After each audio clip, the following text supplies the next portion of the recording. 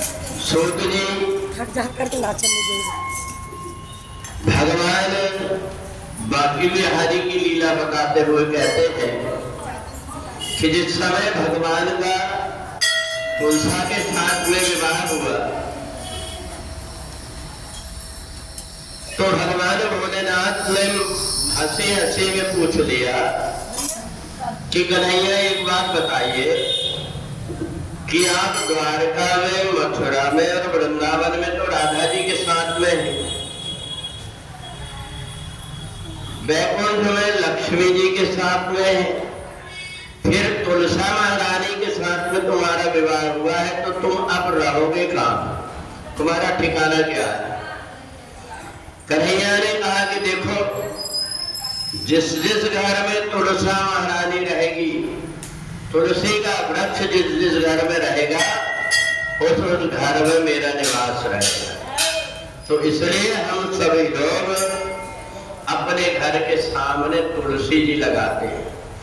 तो तुलसी विवाह में जिस प्रकार से अपने घर में बेटे का विवाह करके हम लेकर के आते हैं, ऐसे ही उत्सव हम लोग मना करके कि हमारे घर में भगवान नारायण और तुलसा रह रही है, तो इसलिए हम रोज जल चढ़ाते हैं तुलसा महारानी को और पूजन करते हैं, अर्घ देते हैं सूर्यदेव को। तो भगवान नारायण की अगर कृपा प्राप्त करना रहता है तो तुलसा की पूजा करना जरूरी होता है।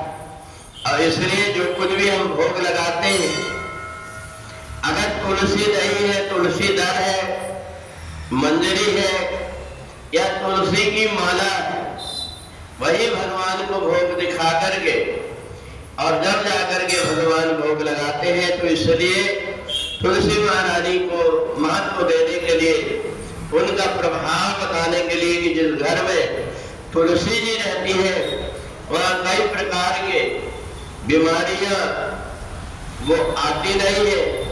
इसलिए सूत जी कहते हैं कि मृत्यु लोक में तुलसी का वृक्ष कल्प वृक्ष जैसा है।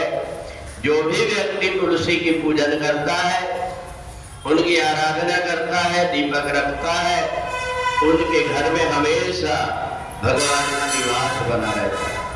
बोलिए सच्चिदानंद भगवान की।